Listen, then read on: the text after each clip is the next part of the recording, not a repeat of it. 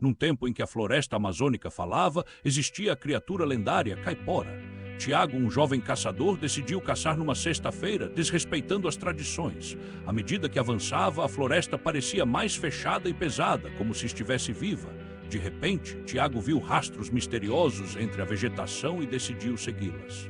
Tiago ouviu uma gargalhada e viu a Caipora aparecendo perto de uma árvore. Ela olhou para ele sem piscar os olhos. Ao invés de puni-lo, a Caipora fez Tiago vagar por 3 dias na floresta, sem rumo claro. Ao pedir perdão, a Caipora soprou um vento perfumado e o caminho para casa surgiu. Desde então, Tiago respeitou a floresta e ensinou outros sobre a sabedoria da Caipora.